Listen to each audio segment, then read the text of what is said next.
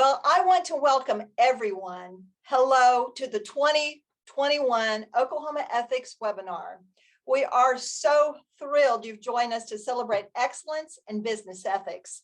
We're looking forward to learning how ethics in sports can translate to ethics in the workplace later in our program from our keynote speaker, Mike Knopp. The awards program would have not been possible without our selection team. They spent several hours reviewing all of the applications and scoring each application independently.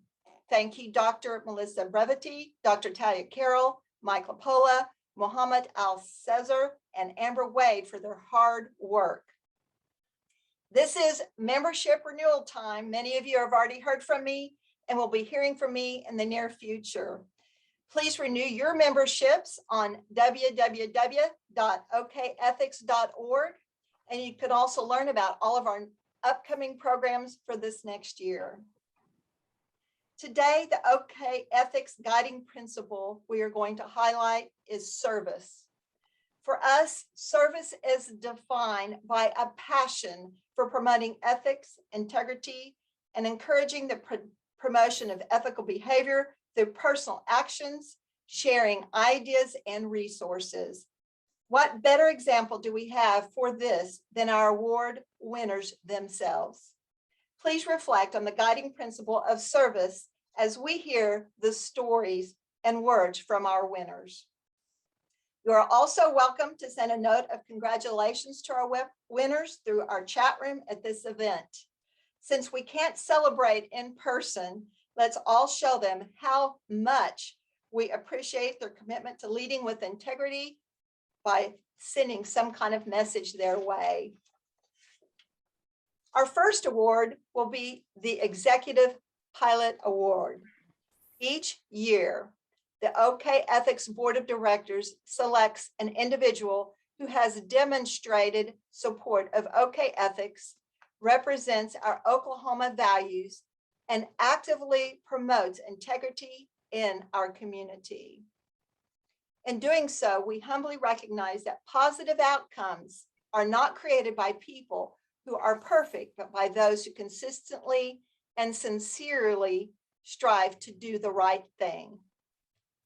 This year, the 2021 Executive Pilot Award goes to Terry Spencer. Here to introduce you to our winner is Lynn Flynn. She is a chairman, founding member of Oklahoma Ethics, and president of the Women's Executive Board. Lynn? Hello, everyone, and I'm excited to talk about the Executive Pilot Award. And as Mary mentioned, the board puts a lot of thought into this every year, and we look at the guiding principles. Particularly, we look at leading with integrity, inspiring trust in others, and the community at large. And Terry Spencer, as this year's winner, of course, is an amazing person, and I'd like to tell a little more about him. Mr. Spencer has served as president and CEO at ONEOK from 2014 until June of 2021, and he's currently working to transition to retirement at the end of this month. And I like to go around and really learn about the person, and so I ask a lot of people at ONEOK, well, what do you think about Terry Spencer as a leader? And so some of the comments that I heard about Terry, he focuses on the employees' health and safety first and foremost. He has sent out weekly emails during COVID, which has actually made people feel even closer and see how much he cares about the employees at ONEOK. He reminds us of the importance of diversity and inclusion. He is a very humble leader. These were all comments from the people who work around Terry. And as you can see, he is truly a role model to many people. Terry and ONEOK have been instrumental in supporting OK Ethics' mission to promote Oklahoma as a state that values ethics in business. The employees at ONEOK have been volunteers and intentionally involved for many years. Terry's leadership has made this possible. And on behalf of the entire board and the entire organization, I am pleased to welcome Terry Spencer as this year's OK Ethics Executive Pilot Award winner. Lynn, thank you very much. And Mary, thank you for kicking us off. I appreciate the opportunity to just say a few words. And I certainly want to express my sincere appreciation to the Oklahoma Business Ethics Consortium for this honor today and for the incredible impact that the organization and its members have on our communities and businesses across Oklahoma. Also want to thank the employees of ONEOK, and in particular, our employees who proudly serve the consortium with their time and their talents. I'd just like to share a brief story with you. And as some of you, as Lynn indicated, that back in May, I announced my retirement, which will be effective at the end of this month. So it's coming pretty quickly. And this is after 20 years of service with the company and 40 years in the midstream industry. And I leave this outstanding company in great hands to my successor and longtime industry veteran, Pierce Norton, who, by the way, also received this award when he was the CEO at OneGas. I remember back in my very first message to employees when I was the CEO, I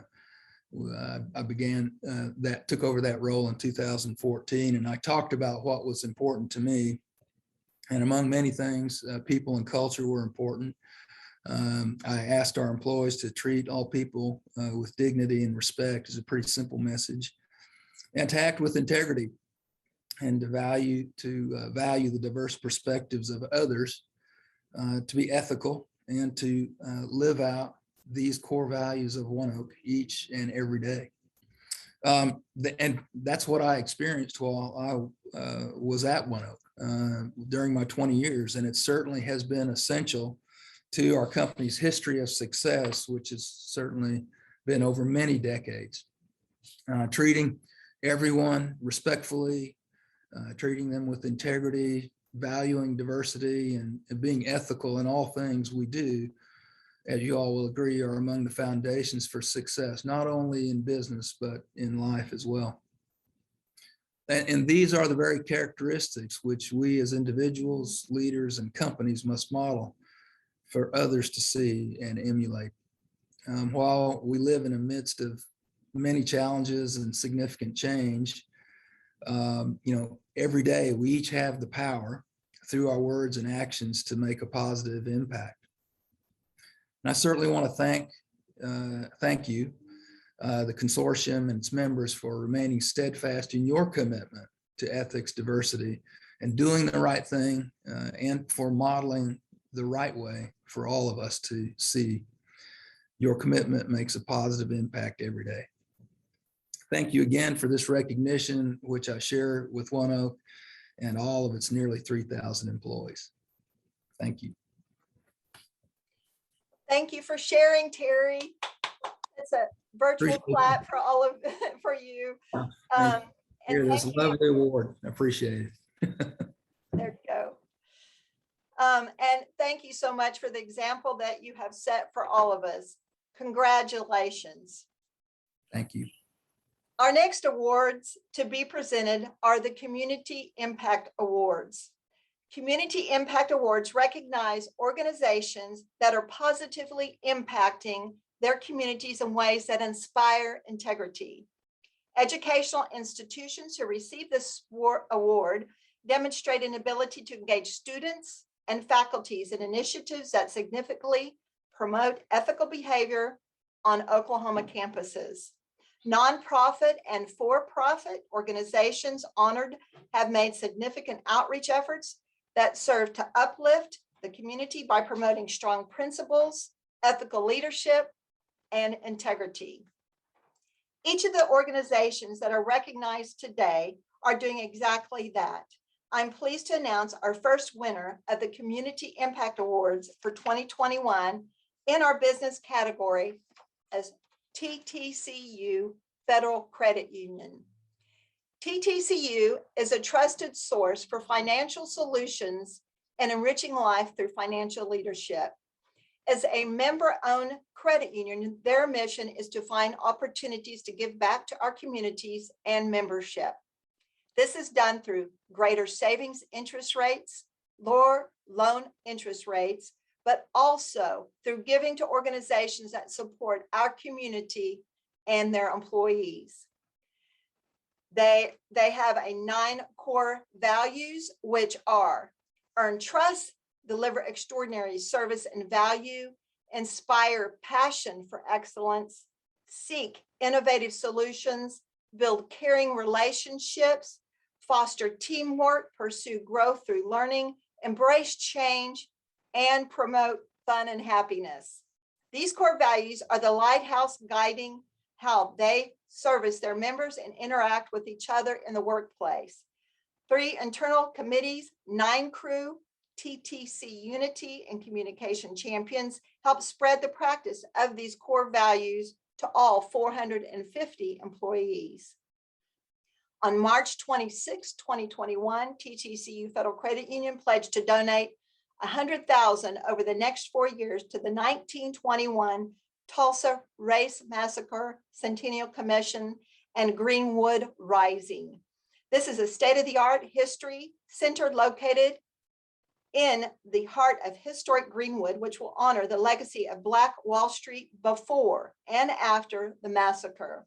The efforts of the 1921 Tulsa Race Massacre Centennial Commission will educate Oklahomans and the nation, remember its victims and its survivors, and create an environment conducive to fostering sustainable and entrepreneurship and heritage tourism within the Greenwood district specifically and North Tulsa in general. Additionally, TTCU formed its internal DEI council known as TTC Unity. And they have developed a diversity vision statement for the organization. They have a quarterly DEI winner to recognize employees who go above and beyond in assessing and promoting the council's initiatives. TTCU's vision is to become an employer of choice that creates and sustains a high-performing workplace by leveraging diversity and empowering their employees to achieve superior results and carrying out their mission. Empowering a workforce that includes diversity of thought, people, and in its business practices demonstrate that they are committed to coworkers, members, and the community. TTCU is a trailblazer in the annual Tulsa Area United Way campaign, and this year their president and CEO Tim Lyons is serving as a co-chair on the campaign. TTCU's employee goal for this year is $100,000 in donation, and they will be matched by their employer dollar for dollar. This will improve the lives of many Tulsa area citizens through the United Way's 59 partner agencies. They have an annual back to school campaign providing supplies and funds to the school districts, individual teachers, and students. This campaign reaches over 100 school districts annually, and they also have a school pride program in which TTCU sends a portion of the income from every single debit card transaction to the school identified on the member's debit card. The scope of this program reached $1 million in 2018 and continues to provide funding for the local school districts. TTCU's members and employees in the Tulsa community benefit from various initiatives and community outreach programs throughout the year. Their outreach consists of over 140,000 members and over 450 employees, countless Tulsa area community members, and several school districts. Integrity, character, and ethical practices are identified in their core values, which are mirrored and implemented through the organization. To accept the award is Tim Lyons, President and CEO. Tim? Well, thank you, Mary, and good morning, everybody. This is a huge honor for all of us at TTCU, so it's just an honor to be able to accept this on behalf of our team. So thank you so much. You know, when I heard the good news from our HR team about this community impact honor, a few things came to my mind. First of all, I'm really proud of our entire state. There's so many caring people throughout Oklahoma. in organizations like yours and like my organization. And it's a true blessing to know that there are people that are advocating for their communities every single day through just the regular work that they do, personal work, personal volunteerism, and professionally. So, we work in our community. We have an opportunity like that to improve the lives of people in both our memberships and just the communities in general. We do this every day through a lot of different positive contributions of service to our fellow neighbors, fellow citizens, and through volunteerism, planned giving, and through a lot of different local initiatives we learned about. It helps to bring awareness to. So I thought about a phrase that we often say at TTCU. We stand on the shoulders of those who came before us, and we couldn't be doing what we're doing today unless they had done what they had done in the past. And so we always think about the legacy of those who've come before us. It's a legacy that we are honored to be a part of at TTCU and to be able to carry forward into the future. I also thought about a recent experience that the TTCU family had with a Pulitzer Prize nominee and fellow Tulsan. Many of you probably know Clifton Talbert, longtime friend of mine, who joined us online to share some of his time and wisdom. And he reminded us about the power of our own individual mindset and how that directly impacts building community.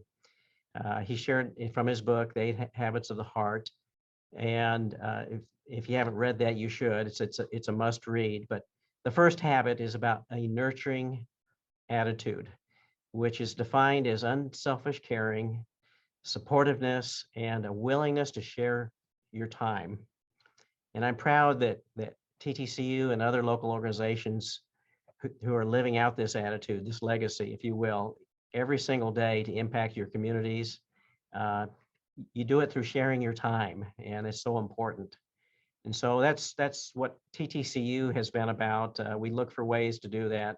Our involvement with Tulsa Area United Way is just one recent example. It's been a great honor to be a part of that. And by the way, if you haven't run a campaign for your employees, please consider doing so. It's really important that the community needs it. But I am so proud that TTCU has been honored in this way, and we will pledge to continue serving our communities in many, many new ways. And so it's just been a true honor and blessing to be able to accept this honor on behalf of TTCU. Thank you so much. Thank you and congratulations. We appreciate all you have contributed. On to our next category. It's the education category, where for the third year in a row, we honor Metro Technology Centers for their continued commitment to promoting ethical behavior. Metro Technology Centers believe, as Martin Luther King did, that intelligence plus character, that is a true goal of education. Metro Technology Centers provide skilled training and technical education, along with character core initiatives, which prepare students for successful employment. They provide high demand, hands-on training. Students earn a variety of credentials and certificates as required by local and national employers. They have 3 primary focuses: full-time career programs, short-term adult and career development courses, and customized courses for businesses and industry-specific training. MTC's core values support the commitment to provide high-quality programs and services which enable students to succeed in their career fields. MTC administrators and leaders champion positive ethics. Their methods promote and safeguard and ensure ethical behavior in all interactions on campuses and in the community. Being accountable and ethical is an MTC core value. This expectation is established with new employees during interviews and at the time of hire, and reinforced through their tenure. Since 2003, MTC has utilized character-first education to demonstrate, reinforce, and recognize student and staff ethics. Character First is an integrated set of tools and training promoting integrity. Out of 29 career techs, MTC is the only one to organize a high school ethics team. Students are mentored by volunteer staff and practice with local teams to sharpen their skills in ethical situations and promote integrity. MTC leaders model and promote a culture that demonstrates, reinforces, and recognizes ethical behavior on their campuses and community. MTC guidance and lifelong learning initiatives support the local metro area by strengthening the workforce through the training of high-quality job candidates. The combination of their graduates' high-level knowledge, their certificates, and intrinsic code of ethics make Metro Tech graduates preferred candidates for employment. MTC's district is a home to a diverse population and urban community who relies on high levels of quality, trust, and attention to their students. Integrity, good character, and ethical behavior are required to meet their expectations, their requirements, and specific needs of those who benefit from initiatives. Through full-time programs, MTC serves more than 1,200 secondary and adult students with numerous partners from businesses and industries. Enrollment in adult continuing education and industry courses exceeded 17,000 just last year. Congratulations to you, Metro Tech. And to accept this award is Superintendent and CEO, Aaron Collins. Aaron? Thank you so much, Mary, for those kind words. On behalf of the Metro Tech School Board, over 250 staff, and over 80,000 students, clients, and partners, we're grateful for our partnership with Oklahoma Business Ethics. It is imperative to build relationships, and the only way we can do that is by being honest, ethical, and transparent in all that we do. Thank you to Metro Tech's Bertha Robinson for the work she has completed with OK Ethics over the years. And thank you to Metro Tech's Carla Graham for continuing to support our ethics journey. Metro Tech is preparing for life by providing quality career training for students, partners, clients, and our community. Thanks, Ms. Mary and Oklahoma Business Ethics for your support and partnership. The idea that we're working on every day here at Metro Tech is Metro Tech for life. So whether it's providing early childhood education and supporting that here in the metro area, or someone that's needing retooling, or someone who wants to create and start a business, we are striving to do that, provide that, and ethics is so important in all that we do, that we're honest, open, and available. It is a great day to be at Metro Tech. It's a great day to be a part of Oklahoma Business Ethics. Thank you so much. Thank you for all that you do, and congratulations. Our final Community Impact Award winner in the nonprofit category is Girl Scouts of Eastern Oklahoma. Girl Scouts of Eastern Oklahoma serves as the area's premier leadership development organization for girls in grades K through 12. Their core values are stated in the Girl Scout Promise and Law. The Girl Scout Promise states, "On my honor, I will try to serve God and my country, to help people at all times, and to live by the Girl Scout law." The Girl Scout law states, "I will do my best to be honest and fair, friendly and helpful, considerate and caring, courageous and strong, responsible for what I say and do, and respect myself and others, respect authority, use resources wisely, make the world a better place, and be a sister to every Girl Scout." Girl Scout activities help guide girls towards developing and acting on positive values. Through outdoor adventures, girls connect with nature and practice environmental responsibility. Girls are encouraged to connect with each other and work together to give back to their communities in a positive way. When girls participate in the Girl Scout cooking program, they learn and implement 5 skill set: goal setting, decision making, money management, people skills, and business ethics. Girl Scouts become more aware of their own power to positively influence their lives, their family, and their communities. Girl Scouts of Eastern Oklahoma serves more than 3,500 girls and 1,400 adult volunteers across 30 counties and 30,000 square miles of Eastern Oklahoma. With the guidance of adult mentors, girls in grades K through 12 develop their leadership potential through age-appropriate activities that enable them to discover their values, skills in the world around them, connect with others in a multicultural environment. At the onset of COVID-19, Girl Scouts of Eastern Oklahoma sprang into action to protect the girls and volunteers, as well as aid girls and families in need. They developed virtual programs such as Girl Scouts at Home to connect with the girls who are more vulnerable to isolation. They made sure Girl Scouts and troops were not impacted financially due to the remaining unsold Girl Scout cookies by taking them all back and absorbed the cost of 12,000 boxes. The organization even showed greater support by donating the cookies to hospitals, fire departments, blood drives, and more. While operations could not continue as usual, the Girl Scouts of Eastern Oklahoma remain committed to modeling ethical behavior for girls in their program so they would know a true example of leadership and community. Girl Scouts of Eastern Oklahoma empowers girls to explore and pursue their interests, learn from failures and successes, challenging themselves to bring change in their communities by instilling ethical values that allow girls to value their skills and strengths of others, respect different points of view, and work together to achieve common goals. Girl Scouts of Eastern Oklahoma is developing the change makers of our future. Way to go, Girl Scouts. And accepting this award for the Girl Scouts of Eastern Oklahoma is Regina Moon, the President and Chief Executive Officer. Regina.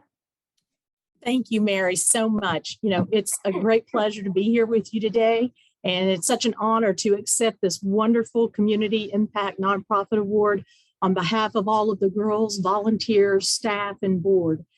Most of you probably know that we have a very long history nationally and certainly here in Oklahoma.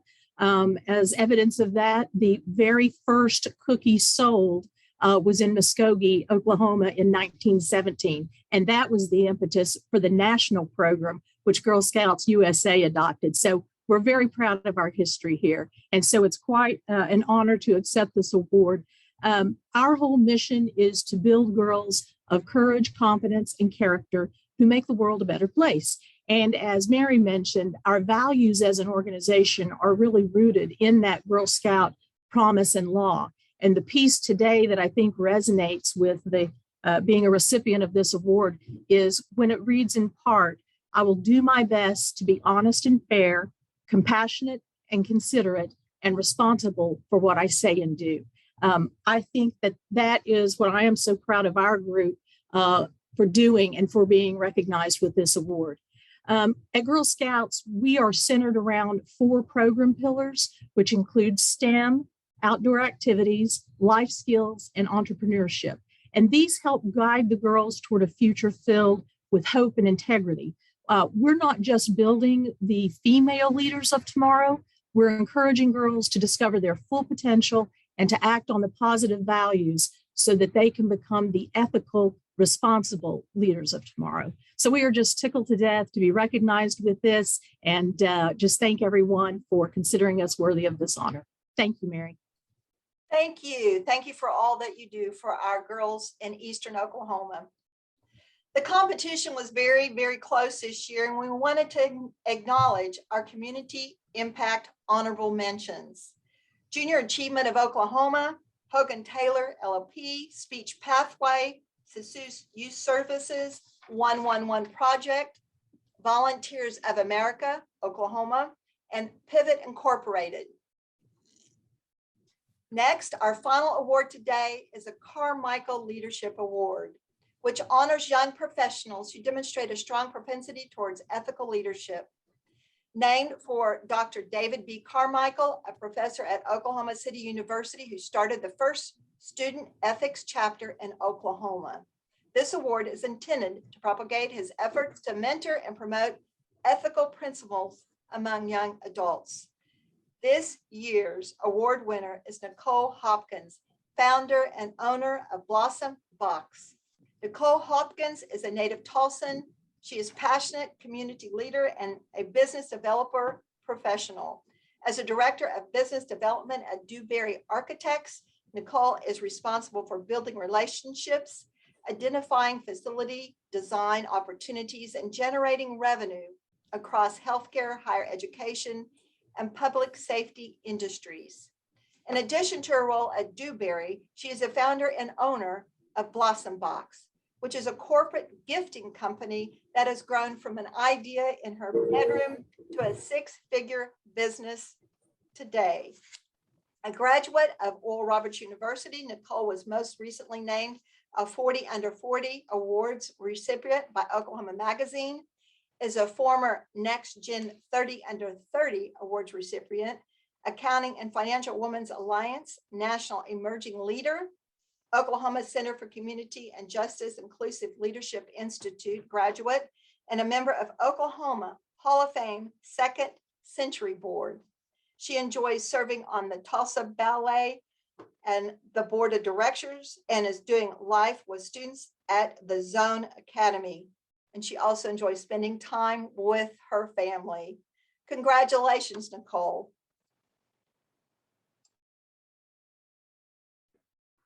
So I will just quickly share. First of all, I'm very nervous because I think so many of you are awesome and people I look up to. So I'll just share a little bit.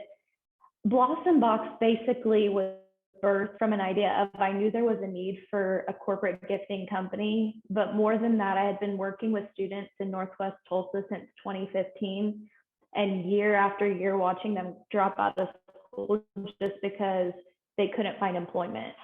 So basically that idea came from, I've had a lot of leaders, people like Lynn Flynn, who have invested in me and who have taught me that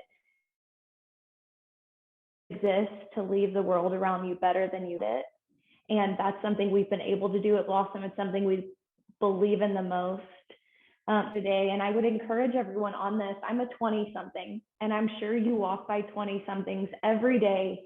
And I hope you know how impactful it is that your encouragement is. When the person who nominated me for this reached out to me, I actually cried because I thought, I can't believe as a young person, you don't think people see what you're doing, but it matters that you all do. So thank you for doing that to me and for the people within your own companies and spheres of influence. Thank you, Nicole, and congratulations to all of you. Congratulations. Well, now we're on to our guest speaker, who is Mike Knopp. Mike has a passion for rowing and paddling and a vision for bringing national and international sports to the Oklahoma River, and has been the driving force behind the developing of Oklahoma City rowing and paddling community, the Boathouse District, national and international sporting events, and ultimately the master plan development of the Oklahoma River.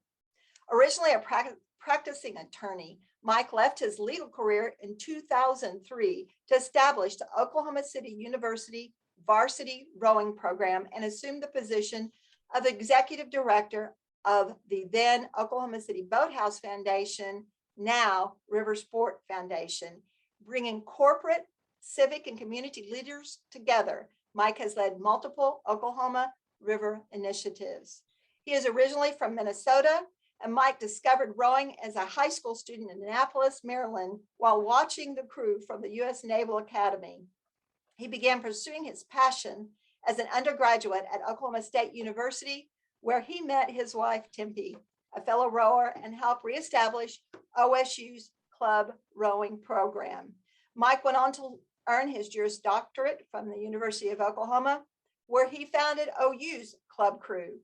While in law school, Mike had the opportunity to row at Oxford, United Kingdom, further fueling his passion for the sport and its potential in the United States.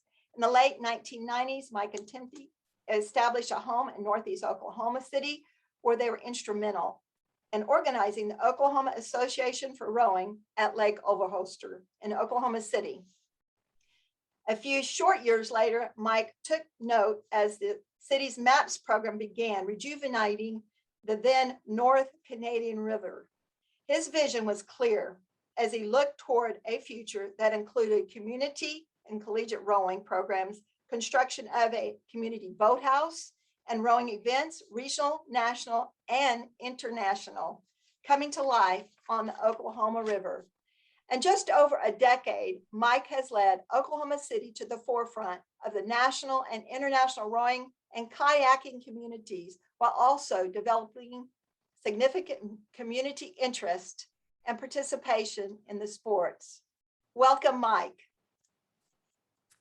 Well, thank you. It's so great to have get to share a little bit of my story here with everyone. I'm really honored to be able to have this opportunity, and frankly, you know, humbled considering your recipients and how wonderful it was to hear their stories. And again, thank you for asking me to do this. And you know, first of all, I'd like to say, now that we're in kind of the Zoom world, this is not a fake background behind me. This is the actual Oklahoma River. And, you know, there's been quite a story here in terms of what it has taken to have gone from what was a ditch that many of you probably remember to this, you know, unique world-class venue that we get to enjoy here in Oklahoma City. And sometimes it's hard to even put it into perspective.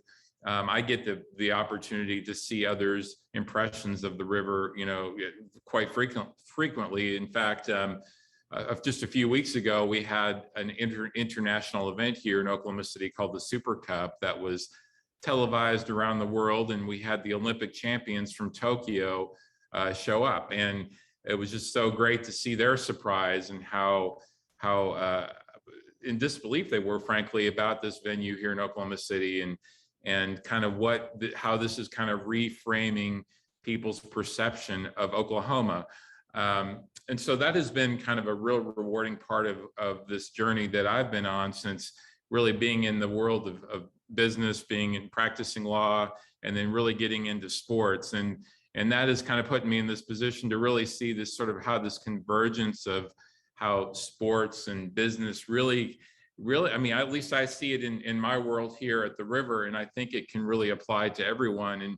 And even that term Olympism, and I'll talk more a little bit about that and how that has sort of guided us through our development of the Oklahoma River through the years. And, you know, as I had mentioned before, again, we started really from a blank slate, literally, you know, with this ditch here, you know, just about 20 years ago. And again, having been an athlete, having been a rower, I think rowing in particular has sort of a unique application to business. And I'm going to try to explain that. And some of you on this Zoom call may have been on a rowing team with us, so you might relate a little bit with this.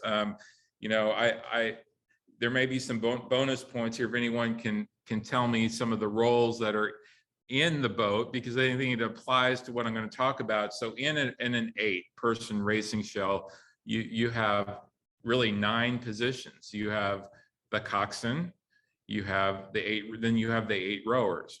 And the coxswain's position, you know, they're essentially the captain of the boat. They're the ones that give the commands, they motivate the crew, they kind of execute the race plan in an event. Well, then you have the stroke seat. Okay, the stroke seat, you got to remember, when you're rowing, you're going backwards. You're relying on that coxswain to be steering you, not into the, you know, into a bridge or something like that. So there's a degree of trust that's involved too when you're going at your fastest, your hardest, and you're relying on that coxswain to not only motivate you, but to keep you safe. And the stroke position, I won't make this participatory, but you know, if anyone is out there and knows what that role is, now would be the time to speak up. But I'll just share that the stroke position, you know, they're essentially seated in front of the coxswain. They set the pace for the boat. They're usually very technically proficient. they're leading. They have to kind of understand, how hard to push the team. They need to know, gosh, if I go off too strong, can my team stick with me through this whole race? You have to really understand your team and be able to set the pace that everyone will follow. So in the boat, there's then the 7 position that's behind the coxswain. That position is very much to emulate, behind the stroke seat. That position is to be basically the stroke on their side of the boat. So they just emulate what the stroke position, the stroke person in the stroke that they're taking, because everyone on their side of the boat has to follow them. So it's incredibly important that they also are setting the pace. And then you have the positions in between. So you have 6, 5, 4, and 3 positions in the boat. The term I like to use for that, and that many use, is the engine room. They're the ones that are providing that horsepower for the boat. They may not be the most technically proficient. They're the workhorses. They're the ones that are just following those commands, following the pace that's been set by the coxswain, as the leader in the boat, but also the stroke who's implementing the coxswain's commands. And so that engine room is critical to the speed of the boat and the effectiveness of the boat. And then there's 2-seat and bow seats. Okay, those are they're the positions farthest forward in the boat. They have to be very technically proficient, and they may have to make some adjustments to overcome a little bit of maybe some of the issues that had occurred in the engine room of the boat. So it's really important that they have to keep that balance that occurred, that goes on, because balance in a rowing shell is absolutely critical. You got to keep the balance. So I say all of that because I'd like you to think about, how is your business, who is sitting in your boat in your business? Because I can tell you, I've had many cases in our experience here in the development of the river where the people in those positions were absolutely critical to the success. And you're not always, as I put forth in kind of the framework for this speech, not everything's going to be successful. In fact, a lot of crews will understand that you're not always going to pass cross the finish line first, and that's just the fact of life. In fact, many of you probably watched the Tokyo Olympics, and I hate to bring up a negative here, but our Team USA rowing teams performed the worst basically since 1909. It was kind of, and the men's 8 and the women's 8, they took 4th. That's like the worst position to take, is 4th. Okay, just out of medal, just out of the medals. That's the first time that's happened in a long time. And so you have to go back and you have to analyze, okay, so what went wrong? What was just off in the boat? And that's going to be going on now here leading up to the Paris Olympics, to figure out what didn't exactly work. But we're going to learn from that.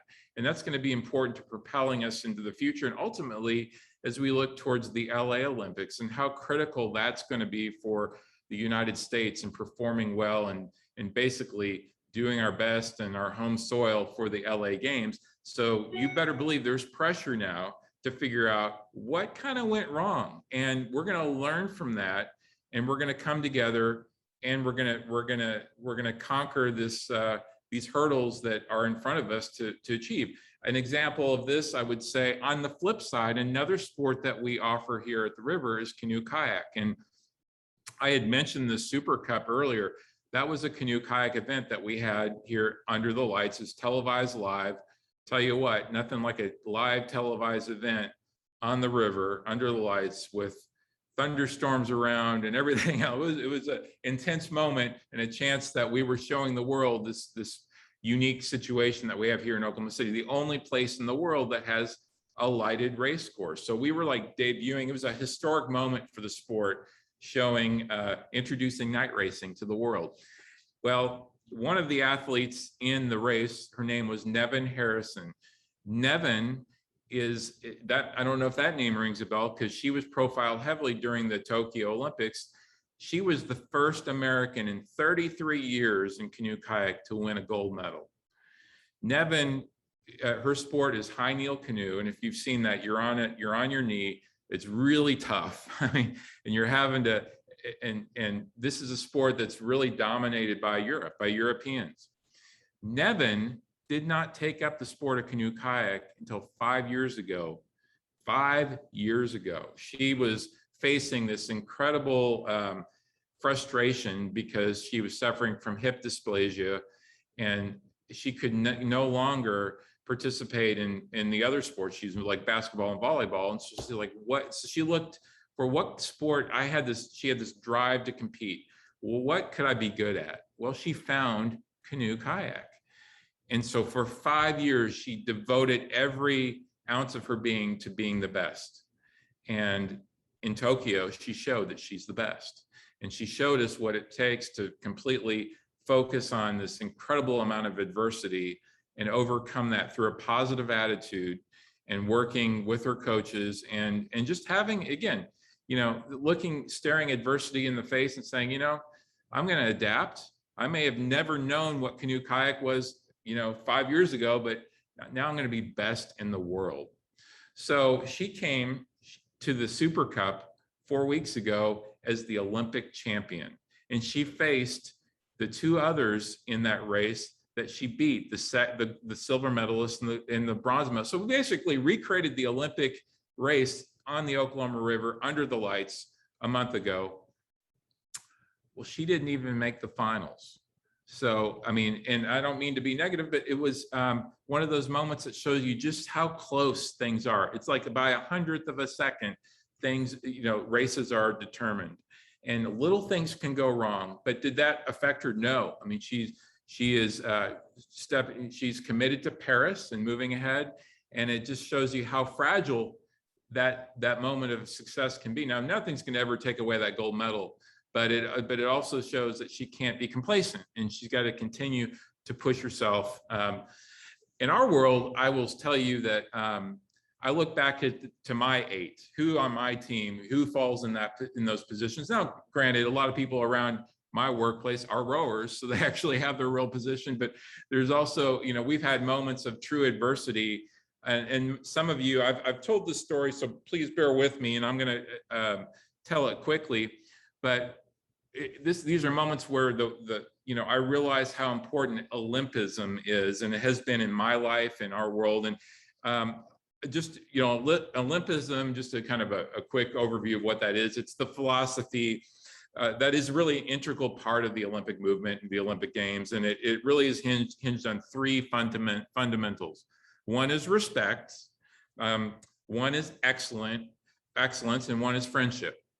And, when you see the true champions in the Olympic Games, and frankly, I feel like in the workplace, they embody the spirit of Olympism. And I tell you, it's what's gotten me through some of the hardest points that we've been through here at the river. I mean, there's literally blood, sweat, and tears that have been poured into taking this from a ditch to a place that's profiled on international television. And it's not always easy. And it's the things that happen at 2 a.m. that nobody ever knows about that, you have to get through. And I always go back to that Olympism and thinking of those people that are in my boat. So it was in 2008 that we were granted miraculously the chance to host the Olympic trials for the Beijing Olympics. No one ever thought that'd be possible. I mean, who would have thought that Oklahoma City was going to host the Olympic trials in canoe kayak? I mean, let alone any water sport event. And when we just had, literally at that point, the river had only had water in it for about 5 years or less. But yet we were hosting the Olympic trials. And that's an event where people have been training a good part of their life for that one moment to make the Olympic Games. And I don't want to screw it up. I don't want to be our first moment of working within the Olympic movement and have it not go well. So we were under a lot of pressure to make sure our debut in this kind of national debut was going to go well. And so we put everything in place to make sure it went well. The community, that's one wonderful thing about Oklahoma, is people came together, even though, frankly, who knew a lot about the sport at that point? I mean, it was, we're football, basketball, canoe kayak, that's not so much a part of our culture. We're pushing that way, but yet people came out to really support this event.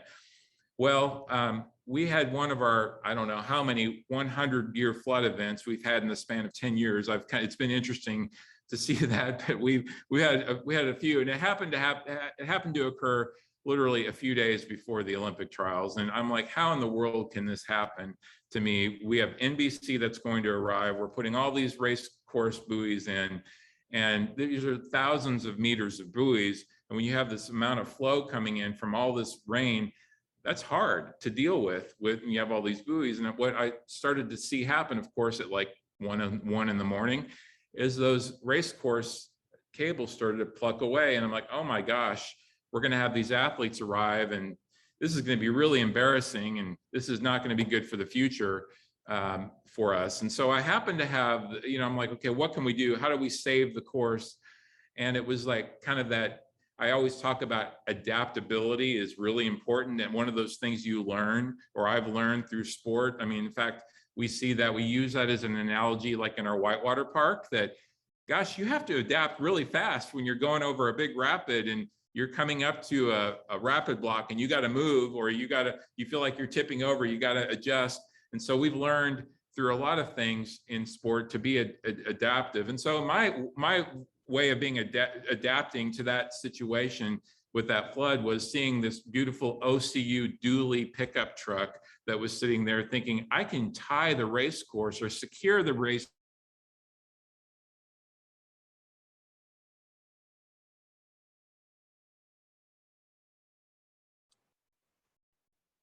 Oh no, I guess we lost him. Am I on? I am so sorry, Mike. I don't know. Hopefully the dually saved the day. I don't know. What a great story. I was so involved in it. We're getting close to the end of our program, but gosh, Mike, what a great story. So much history. Proud that he's part of Oklahoma and the new projects there. I just wish him the very best. We'll have to get the end of the story, and I'll try to share it with you at some point. But right now, I just want to thank all of you for attending this year's virtual 2021 awards, and for all the award winners. Thank you so much for your continuous. There's Mike. Oh, yay, Mike. Okay. Go ahead, Mike. What? We can't hear you. Unmute.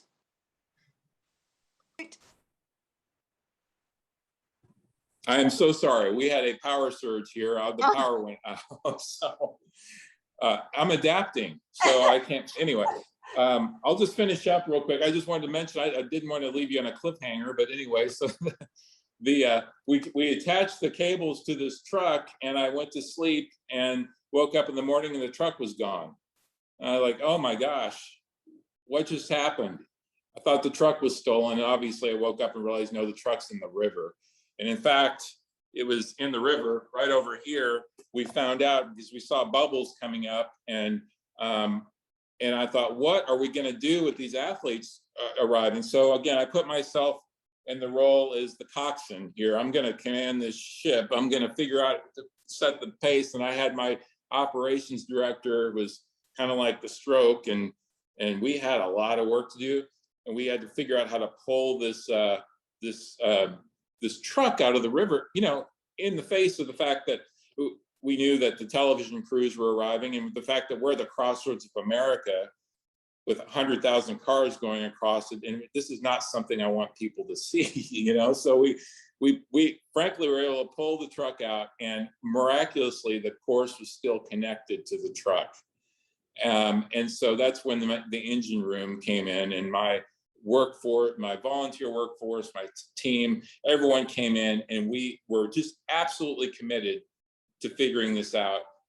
Yet we knew athletes were arriving within hours. And so they pulled the course back in. We got it hooked up just in time, believe it or not. This is a true story. I mean, this is what goes on behind the scenes here. And the athletes arrived, NBC arrived, we did the event, and I couldn't believe it. The Olympic Committee said that was the best Olympic trials they'd ever had in that sport, which then led to us getting the designation as the U.S. Olympic and Paralympic training site the next year with the Olympic rings on the river. little did most people know how close we were to disaster and how we learned, through that effort, really going back to thinking about those principles of Olympism, trusting in each other, making sure that, we respected one another through this incredible amount of adversity to achieve what we did. And it's been one thing after the next. And again, there's been a lot of failure here. There's been a lot of challenge, but then, again, much greater success. And the fact I just got back this past week from Europe because we were following up on our Super Cup event for international competition. And now they want to bring the World Cup here. So it's just one thing leads to the other, and relationships are so important to all of this, and making sure, again, you form those relationships and you follow through. And that I've always said, I think learning how to deal with failure and with grace and, is kind of an X factor, and not being a sore loser. And I go back to that 8 and maybe what happened to the team in Tokyo with US rowing and how close it is. It's literally just hundreds of seconds that determine, whether you're a gold medalist or 5th place. And it can just be little things. And you could have a boat full of the tallest, strongest, greatest athletes ever. But if they can't work together, if they can't communicate, if they can't respect one another, they are not going to go very fast. And we see that day in, day out. People are perplexed. Like, I've done all this work. I'm in shape. I can go really fast in the rowing machine, but yet I can't make the boat. We can't make the boat move. Well, how do you work with the others in the boat? Do you give them positive encouragement? Is there a mutual respect among one another? It's that going back to that Olympism, and also, frankly, remembering it's okay to have fun. It's okay to have fun in the workplace and enjoy what you're doing and enjoy, the others around you, and not take yourself too seriously. And those who don't are the champions.